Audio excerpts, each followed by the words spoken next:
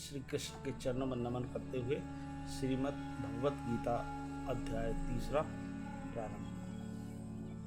अर्जुन ने पूछा, हे जनार्दन, यदि आपके तप से कर्म से बुद्धि श्रेष्ठ है तो केशव मुझे इस घोर कर्म में क्यों लगाते हो? मिले हुए वचनों से आप मेरी बुद्धि को भ्रम में डाल रहे हैं। निश्चय करके मुझे बतलाइए जिससे मैं कल्याण को प्राप्त हूँ। श्री कृष्ण जी बोले, हे निष्पाप अर्जुन, मैं पहले समझा चुका हूँ कि इस श्लोक में 2 प्रकार की निष्ठा कही है। एक तो सांख्य वालों का ज्ञान योग और दूसरा योगियों का कर्म योग। कर्मों का प्रारंभ न करने से ही कोई निष्कर्म नहीं कहलाता और कर्मों का त्याग करके संन्यास करने से ही किसी को सिद्धि नहीं मिल पाती। मनुष्य क्षण भर भी कर्म किए बगैर नहीं रह सकता। प्रकृति के गुण ही सब मनुष्यों को कुछ न कुछ कर्म करने में लगाते हैं। जो अज्ञानी कर्मेंद्रियों को रोककर आत्मचिंतन करने के बहाने विषयों की चिंता करता है, वह पाखंडी मिथ्याचारी कहलाता है। हे अर्जुन, जो इंद्रियों को मन से दमन कर और विषयों में प्रवृत्त न होने देकर उनसे कार्य लेता है, वह कर्म योग का अभ्यास कहलाता है और श्रेष्ठ कहलाता है। अपने धर्म के अनुसार नियमित कर्म करो, क्योंकि कर्म न करने से कर्म को करना अच्छा है। बिना कर्म किए तुम्हारे शरीर का निर्वाह नहीं हो सकता। हे कौन्तेय, यज्ञ के निमित्त किए जाने वाले कर्मों को छोड़कर जितने कर्म हैं उनके करने से मनुष्य को बंधन होता है। अतएव तुम फल की इच्छा त्याग कर यज्ञ के लिए कर्म करो। सृष्टि के आरंभ काल में ब्रह्मा जी ने यज्ञ सती प्रजा को उत्पन्न करने पर प्रजा से कहा था कि यज्ञादि कर्म करके वृद्धि को प्राप्त होंगे। यही सब कर्म तुम्हारे निमित्त काम धेनु होंगे। इस यज्ञ से तुम देवताओं को संतुष्ट करते रहो और देवता भी तुमको संतुष्ट करेंगे। इस प्रकार परस्पर बर्ताव करते हुए तुम और देवता कल्याण को प्राप्त होंगे।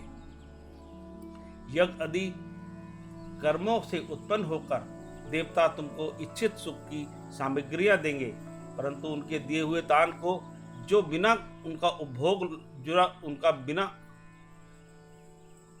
भोग लगाए ग्रहण करता है, वह चोर है। 5 महायज्ञ करके जो शेष बचा हुआ भोग ग्रहण करते हैं, वे सब पापों से मुक्त हो जाते हैं। और जो अपने निमित्त ही अन्न पकाते हैं, वे पापी पुरुष पाप का ही भक्षण करते हैं। अन्न से ही प्राणियों की उत्पत्ति होती है। अन्न मेघ से उत्पन्न होता है। मेघ यज्ञ द्वारा जल बरसाता है और यज्ञ की उत्पत्ति कर्म से होती है। कर्म की उत्पत्ति ब्रह्म से हुई है और ब्रह्म अक्षर परमात्मा से। इस कारण सदा सब पदार्थों में रहने वाला जो ब्रह्म है, वह सब यज्ञों में प्रस्तुत है। हे पार्थ, इस प्रकार चलाए हुए कर्म के चक्र के अनुसार जो नहीं चलता है, वह पापमय है। जो पुरुष आत्मा में ही रत रहता है और आत्मानंद अनुभव से तृप्त रहता है, उसे कुछ भी कार्य शेष नहीं है।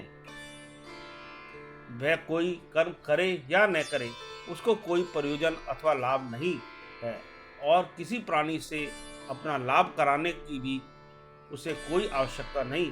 इसलिए तुम भी फल प्राप्ति की इच्छा त्याग कर कर्तव्य पालन करते रहो, क्योंकि फल की इच्छा को त्याग कर कर्म करने वाला पुरुष मोक्ष को प्राप्त होता है।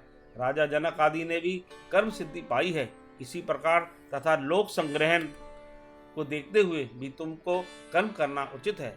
श्रेष्ठ पुरुष जिस जिस कर्म का आचरण करता है, दूसरे मनुष्य उसी मार्ग पर चलते हैं और वह जिसको प्रमाणित मानता है, उसी के अनुसार सब उत्तम मानते हैं। हे पार्थ, मुझको तीनों लोकों में कुछ भी कर्म शेष न रहा और न कोई अपर्याप्त वस्तु प्राप्त करनी है, फिर भी मैं कर्म करता ही रहता हूँ।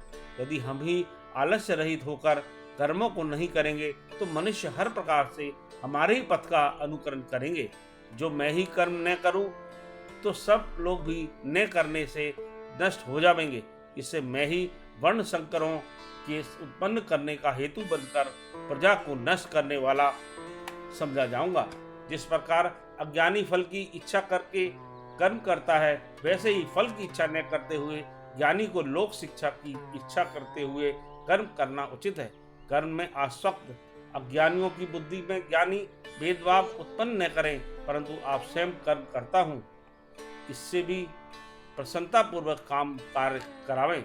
हे अर्जुन, सब कर्म प्रकृति के गुण से ही उत्पन्न होते हैं, परंतु जिनकी बुद्धि अहंकार से भ्रष्ट है उसे मूर्ख लोग समझते हैं कि हम करता हैं, परंतु जो गुण और कर्म के विभाग को सच्चा तत्व जानता है वह ज्ञानी पुरुष यह समझकर इसमें आसक्त नहीं होगा कि गुणों का यह खेल आपस में हो रहा है।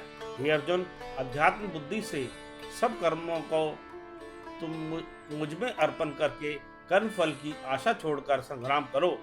जो पुरुष श्रद्धा पूर्वक मेरे वचनों पर दोष दृष्टि न करके मेरे इस मत के अनुसार आचरण करते हैं वे लोग कर्म बंधन से निश्चय मुक्त हो जाते हैं, और जो ज्ञानी इस मत पर दोष दृष्टि करते हुए इसको ग्रहण नहीं करते हैं वे संपूर्ण ज्ञान से रहित हैं। उनको नष्ट हुआ जानो। अपना कठिन धर्म भी दूसरों के सहज धर्म से हितकर होता है। स्वधर्म में मरना भी कल्याणकारक है, परंतु अन्य धर्म भयानक है।